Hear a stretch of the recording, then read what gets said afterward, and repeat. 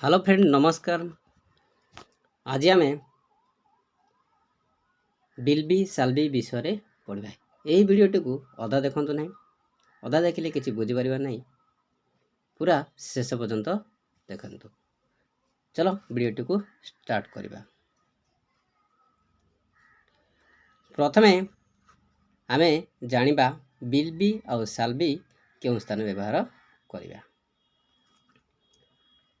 समस्त प्रकार subject he see it एवं यू सह बिल लगे। केवल आई और ई सहित साल लगे। साल और बिल हूँ मॉडल एक्चुअली एवं यह जो ओडिया वाक्यर शेष ब बा बी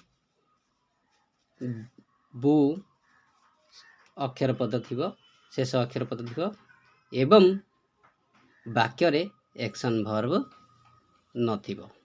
बुझिपाल सेठारे आमे बिल किंबा साल को सब्जेक्ट पर व्यवहार करबा। चलो यही वाक्य गुड़ी को किपरि इंग्लिश रे ट्रांसलेट करिबा देखिबा। ऊपर लिखा जाइतिबा स्ट्रक्चर टी को देख। यही स्ट्रक्चर टी होची एफर्मेटिव सेंटेंस रो। यही स्ट्रक्चर द्वारा आमे ओडिया वाक्य गुड़ी को इंग्लिश रे ट्रांसलेट करिबा। प्रथमे सब्जेक्ट आसी थाए, तापरे भर्ब विल बी किंबा शाल बी एवं तापरे अदर वर्ड आसता है। से नाउन होता पारे किंबा प्रोनाउन होता पारे। चलो ट्रांसलेशन करिया। मु शिक्षक हेबी। प्रथमे सब्जेक्ट किए मु पर शिक्षक हेबी। तो मु हला सब्जेक्ट, सब्जेक्ट पर कौन आसे भर्ब, भर्ब कौन लगे साल, तापर लगे बी I shall be a teacher, I shall be a singer, मु जने गायक हेबी। You will be a sailor, तुमे जने नाविक हब। He will be a professor, से जने अध्यापक हब। Sita will singer, will be a singer, Sita जने गायिका हब। यही सेंटेंस गुड़िक है आमर एफर्मेटिव सेंटेंस। एफर्मेटिव सेंटेंस रे प्रथमे सब्जेक्ट आसता है एवं तापरे बिल किंबा साल, तापरे प्लस बी एवं तापरे अदर वर्ड आसता है। चलो देखिबा शेष वाक्यटी को लक्ष्य कल। तापरे आमे आउ किछि अन्य एग्जांपल देखिबा। यह गोटे स्कूल हेबो, तो यह को इट पर बिल आसे, इट सब्जेक्ट पर भर्ब बिल आसे, it will be a school. यह गोटे घर हेबो, इट होची सब्जेक्ट, बिल भर्ब लागियो will, it will a house. यह गोटे बड़ माछ हबो, it will be a big fish. तुमे जने धनी हबो, you will be rich man.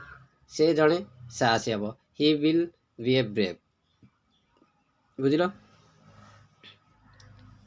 शेष वाक्यटी को लक्ष्य कल। से जने साहसी हबो, he will be a brave. एवं आमे शिखिबा नेगेटिव सेंटेंस। यही एफर्मेटिव सेंटेंस गुड़ी को आमे नेगेटिव सेंटेंस रे किभली परिवर्तन करबा ता हमें शिखिबा। प्रथमे स्ट्रक्चर टी को देखो। सब्जेक्ट शाल किंबा will plus not plus be plus noun. बुझिलो बी पर नॉट आसियो, नॉट पर बी आसियो। बुझिलो आस किछि ओडिया वाक्य गुड़ी को आमे किपरि ट्रांसलेट करबा एई स्ट्रक्चर माध्यम रे। मु हला सब्जेक्ट साल हला भर्ब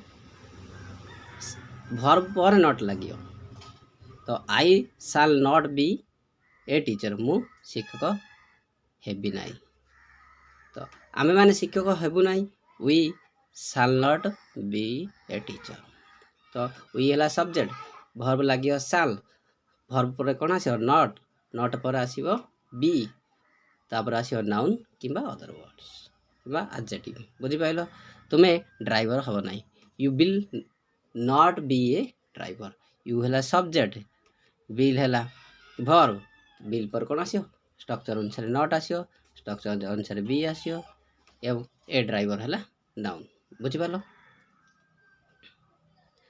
तो नेक्स्ट देखिबा आमे इंटरोगेटिव स्ट्रक्चर बा इंटरोगेटिव सेंटेंस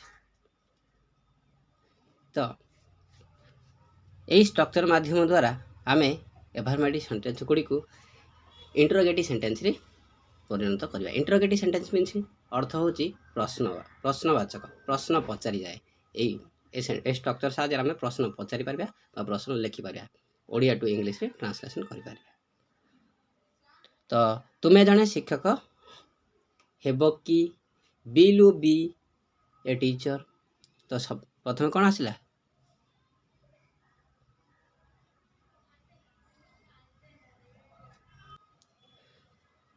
साल will plus subject plus be noun किंबा एडजेक्टिव अदर वर्ड्स हे परा प्रथम वर्ब तापर सब्जेक्ट तापर बी तापर नाउन किंबा एडजेक्टिव सब्जेक्ट विल किंबा साल प्लस सब्जेक्ट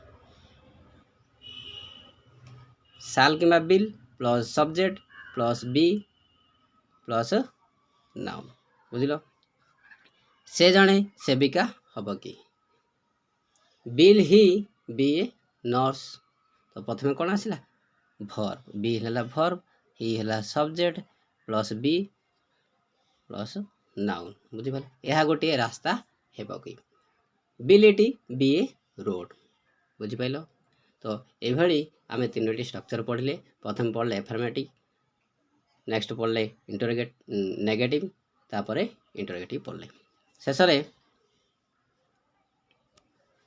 मु होमवर्क पे किछि क्वेश्चन देछि मु जने शिक्षक हेबी आकु तमे नेगेटिव करिवो एवं इंटरोगेटिव करिवो केमिति मु जने शिक्षक हेबी तो आई साल बी ए टीचर मु जने शिक्षक हेबी नाही आई साल नॉट बी ए टीचर मु जने शिक्षक हेबी कि साल आई बी ए टीचर बुझि पालो तीनटी जाक फॉर्म रे लिखिबो तीनटी जा स्ट्रक्चर करी लिखिबो आमे तीनटी स्ट्रक्चर देखिले एवं बुझिले एवं निजर किछि प्रैक्टिस करिया पय मु ट्रांसलेशन देइछि होमवर्क करिवो जहा भी डाउट होची